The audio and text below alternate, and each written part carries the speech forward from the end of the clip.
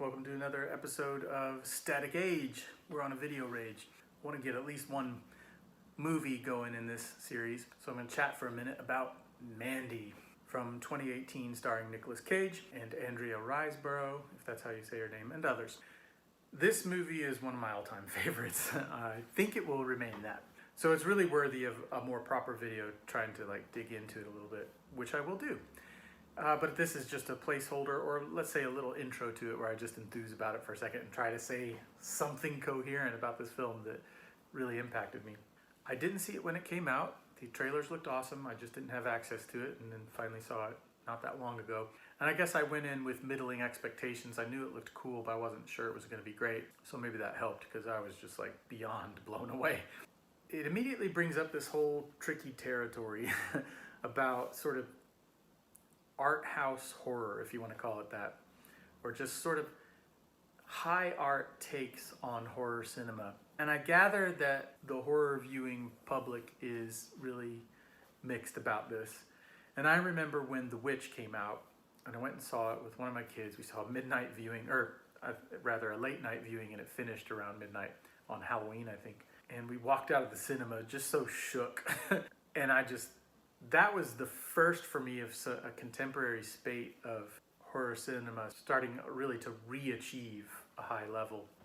And don't get me wrong, there's some trashy and or mixed and or substandard horror that I very much love.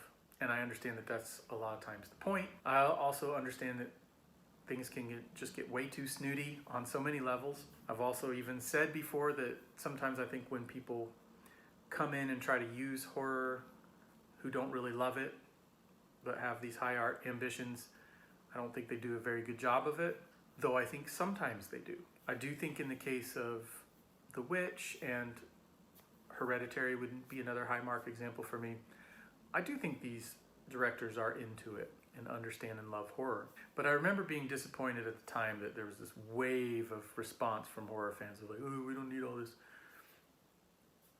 arty whatever. I don't know if they complained that it was arty, but they thought it was too slow and this, that, and the other. And I was just did we see the same film? I mean, have you no patience? Did you get through to the end, to the last scene? And the implications and the ambivalences of this whole story. It's so strange and lovely and powerful and dark, and oh man, what a great film. And I'll need to keep rewatching a lot of this stuff to see what really holds for me. But first impressions still count for a lot. And this goes back to Stanley Kubrick doing The Shining. I think that is an absolutely brilliant film. It is a great work of art. It is also a great work of horror. It is a classic in both senses. I completely sympathize with why Stephen King doesn't like it. And the book is just this whole different thing to me. I've read the book. They're just two different things that almost have this overlapping idea or something is kind of what they turn out to be. But it's a beautiful film, and it is horrific. I think it really works as genre. So I guess this is just a big thing in horror and genre stuff more generally, because I think it happens in science fiction a lot when people get really arty. People are I loved that new Dune film. I just thought it was amazing. Not perfect. I wish it had a few elements from some of the kitschier things that came before it, brought into its high art form, but generally really awesome. I loved the second Blade Runner. Some of this stuff I can really get into, man, this slow, epic, arty, and again, going back to Kubrick in 2001: Space Odyssey, I can get into it, But I also like, space opera. I love Star Wars, the original trilogy. Or how would you explain something like Texas Chainsaw Massacre? It's part indie art, early 70s indie art film meets really poorly produced or acted or whatever sort of horror cinema, schlock, exploitative horror cinema, and collides beautifully and works awesomely and is one of the best things I've ever seen. It's disturbing. I hate the way women are portrayed in it, or just what happens to them. But then Texas Chainsaw Massacre, the sequel, totally rearranges that and has a whole different vibe, total opposite of the first film on so many levels, that works just as well and is awesome. One of the few good sequels. Or John Carpenter's Halloween is just this wonderfully shot, wonderful little piece of art that also has shaky elements in the acting or whatever, but it just works. It's magic. I think a tear down it starts to happen with like Friday the 13th, which is awesome. The original one, it's just a great little thriller almost, but it's not as ambitious and high art as like Halloween and Texas Chainsaw Massacre. So there's this whole thing about horror and our ambitions and things. And I believe that I like things from the whole spectrum. So it's not that it needs to be one thing or the other. Because I like this, I'm against that or something. But Mandy, I think you'd be hard pressed not to say that this is an art film, quote unquote. Whatever all that means, talking about art films and art house and whatever. It's like saying lit fic and stuff. It's like it's its own genre. It's not that it's above genres or something. It's just it's its own genre almost. But Mandy is slow, at least for a long time, and visually stunning. And I won't try to get into it and what the director has said about it and what people have all acknowledged, that just tapping into this magical 1983 place that maybe never existed except in our imaginations. But of course, I'm from that generation. I can relate to that. I get it. I get Panos Cosmatos' whole vision. And I've now seen Beyond the Black Rainbow, which has so much of the same vibe. Is awesome. It's like his THX 1138 to me. It's not as good as Mandy by any means, not even close, but it's still awesome.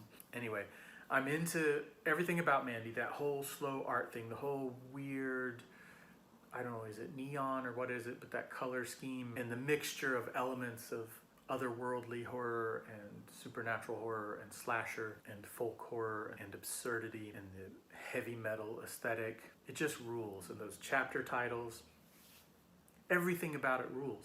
I was so into it, and I haven't done this in ages, and I've only done this a few times in my life, probably. I'm not sure I can really think of another example, but I had rented it from Amazon Prime or something because it was like cheap, and I still had time on it, so I rewatched it again like the next day and got new things out of it. In fact, the second time around, I was struck with how romantic the film was, especially by the end and him looking at the vision of her and stuff like, tragically romantic, but just, I don't know, it just kind of hit me that way. I was like, this film's really sweet. It's got such a heart. And that was built on how they interact in that slow beginning. It's one of the most beautiful relationship interactions I have ever seen on screen. It's all understated and implied. It's all about what they do and don't do together. There's like no sex scenes. I'm not sure there's any kissing except light pecks or something, but it is so romantic, and they're so connected in this beautiful way. Sorry, I'm like embarrassing myself how into the romance of that film I am, but it nails, and surrounded by that aesthetic context that I love so much, just really brings it home for me. So it's like, it's speaking my language, but then that makes, his vengeance of her and everything more meaningful. But even that wasn't what I was into. It was more that early part connected to that very last part, just brought that early part home, and like, yeah, it was like Dantean or something, like Beatrice or something, which is an association Cosmatos probably wouldn't mind. But yeah, the what are they, like demon bikers, acid bikers, something in between aspect completely worked for me. And when they first arrive, oh my God. It's like one of those films where you're like simultaneously laughing and in awe, and like there's sincerity and irony all mixed together. And the forging of his axe that's based on the Celtic Frost logo. And there's moments where it just gets outright Lynchian with like the cheddar goblin. Like, well, how does that relate to anything? But it totally works. Or the guy in the sort of electric tower shed thing or whatever, I guess the chemist or whatever, and like him seeing the darkness at his feet in the form of these bugs, and the tiger there, and the way he talks. I mean, he was just almost straight out of Twin Peaks season 3 or something to me. And of course, the whole cult vibe with those people and their interactions, and that main guy leading them in his performance, and really the performance of each of them. A lot of good side acting in this, really good. Yeah, the actual like acid trippy sort of moments, as if the whole film's not that. And the explosive action sequences worked for me, and the denouement, the burning church and whatnot. Nicolas Cage is almost, I'm not sure I think Nicolas Cage is a great actor. I think he's just capable and has a lot of cool roles and does some weird stuff now and again. Films I've never heard of, like this Bad Lieutenant, Port of Call, New Orleans, directed by Werner Herzog, which is a pretty good film. And he has some really weird moments in that film. Again, some Lynchian type things. But there's something about Cage's acting, I think, that is, that especially in this stage, it's a knowing parody of himself, but also just generally somewhere between like goofiness and sincerity that somehow works, and it has a certain charm to it. And he's kind of just right for this film. He brings a certain star power, which helps it, but also his not quite, to me, top-notch acting actually just nails this film. And he does do some great acting in it and some great moments when he freaks out and stuff, and has a gravitas in the silent moments and stuff. But yeah, the whole pace, visual, action, monster and horror elements, all of it 100% work for me. And the tie to like this fake novel and quotes from that and different things. It's just magic. This is, cinematic collage, bricolage of a sort that Cosmatos just really pulls off. And I've mentioned before that I love his episode on Guillermo del Toro's Cabinet of Curiosities.